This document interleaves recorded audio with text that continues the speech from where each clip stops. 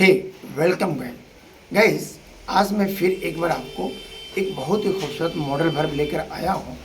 और इस modal verb को आप बस 2 मिनट दीजिए और देखिए कितने बेहतर तरीके से इस एक मॉडल वर्ब को आप हमेशा हमेशा के लिए याद कर लेंगे। So without any further delay let's start the topic. Guys, आज हमारा मॉडल वर्ब है वुड। हमारा एक मॉडल वर्ब है। अगर वुड के साथ बी लग जाए तो वैसे तो वुड के साथ जब बी लगते हैं तो अलग अलग सेंसों में इसके कई मीनिंग निकलते हैं, लेकिन आज मैं आपको बताने जा रहा हूँ वुड का के साथ अगर बी लगता है तो इसका एक सेंस और मीनिंग निकलता है रहा होगा, रही होगी, रहे होंगे के सेंस। क्या निकलता है बेटा? रहा होगा, रही होगी, रहे होंगे। मतलब इसका मतलब हुआ इस वक्त, यानी जो कह रहा है इस वक्त वह कोई कार्य कर रहा होगा।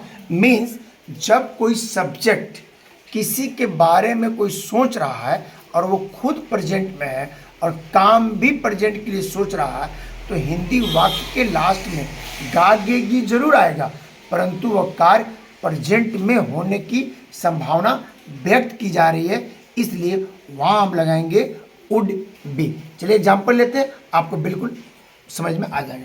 तो इसके लिए पहले स्ट्रक्चर क्या बनाएंगे बेटा? जैसे मैंने कहा सब्जेक्ट, उसके बाद वुड बी, उसके बाद वर्ब का चौथा फॉर्म प्लस अदर वर्ब। टेल में क्या बनाएंगे बेटी? Subject plus would be plus be four plus other. V four means ING। चलिए एग्जाम्पल लेते हैं। मैंने कहा वह इस वक्त अंग्रेजी बोल रहा होगा। गाइस, यहाँ आपने देखा कि मैंने कहा कि वह इस वक्त अंग्रेजी बोल रहा होगा। अंत में गागेगी जरूर आया, परंतु यह फ्यूचर की बात नहीं हो रही है, बल्कि प्रेजेंट टाइम में कहने वाला भी प्रेजेंट में है और जो एक्शन की वो उम्मीद कर रहा है वो भी प्रेजेंट में ही होने की बात हो रही है। वह इस वक्त अंग्रेजी बोल रहा होगा। Right guys? इसे बनाएंगे, रूल पर हाथ रखेंगे। सबसे पहले सब्जेक्ट वाक्य अंग्रेजी ही। 1 नंबर मेरा गेम ओवर। उसमें सीधे पीछे से मैंने आपको कहा दुनिया का कोई भी लंबा सेंटेंस हो, अफर्मेटिव सेंटेंस है, सबसे पहले सब्जेक्ट की अंग्रेजी बनाइए और पीछे से एक एक वर्ड को आप रख दीजिए, सेंटेंस आपको बिल्कुल बनके तैयार हो जाएगा। तो वाक्य अंग्रेजी ही। अब सीधे जाएंगे पीछे, रहा होगा, तो रहा होगा की अंग्रेजी वुड बी, तो ही वुड बी। राइट बेटा? उसके बाद 3 नंबर में क्या है? बोलना। बोलने को क्या बोलते हैं? स्पीक, और ING लग गया तो स्पीकिंग। तो वह बोल के बाद अंग्रेजी, अंग्रेजी के बाद इस वक्त, तो बना क्या माय डियर फ्रेंड? वह इस वक्त अंग्रेजी बोल रहा होगा, तो he would be speaking English right now. अब इसका अगर हमें नेगेटिव बनाना है, कुछ नहीं करना है, नॉट को 3 नंबर पर रखना है। ही का ही, वुड का वुड, नॉट सिर्फ 3 नंबर पे, 1 2 3, तीसरे नंबर पे हमको नॉट लगा देना। पहले भी मैंने आपसे कहा कोई भी नेगेटिव सेंटेंस हो, इंट्रोगेटिव सेंटेंस हो, नॉट हमेशा 3 नंबर पे लगाना। तो he would not be speaking English right हाँ, ये इसका नेगेटिव हो गया। अंसारी सर विद्यार्थी को पढ़ा रहे होंगे।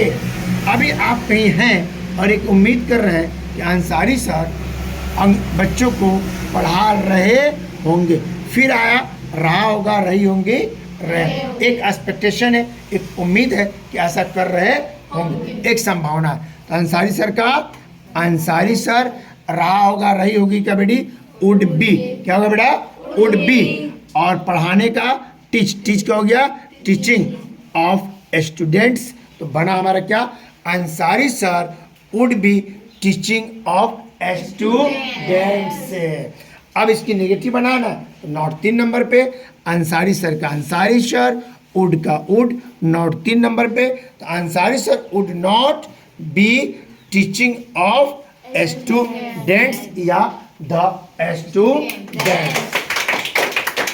ओके गाइस, ये एक छोटा सा मॉडल वर्ब था कि वुड के साथ अगर एक बी लगा दें तो उसका एक सेंस ये निकलता है। वैसे वुड के साथ बी लगाने का एक नहीं बल्कि 4-5 सेंसेस निकलता है। आगे फिर एक नई वीडियो में आपको बताऊंगा कि अगर वुड के साथ एक और बी लगाएं तो सेंस क्या होगा, वुड बी के साथ और लगाएं तो क्या है सर, मेरा मकसद है कि छोटे छोटे वीडियो में एक यूनिट आपको दूं ताकि एक यूनिट की आप फुल प्रैक्टिस कर सकें। आई होप कि वीडियो आपको समझ में आया होगा। अगर वीडियो अच्छी लगी होगी तो प्लीज़ लाइक कर दीजिए, शेयर कर दीजिए, सब्सक्राइब कर दीजिए। मैं अंसारी सर मिलते हैं आपसे फिर एक नए वीडियो के साथ। तब तक आप अपना बहुत बहुत ख्याल रखिएगा, मुस्कुराते रहिए, अंग्रेजी सीखते रहिए। Take care, bye bye and thanks for watching. Thank you.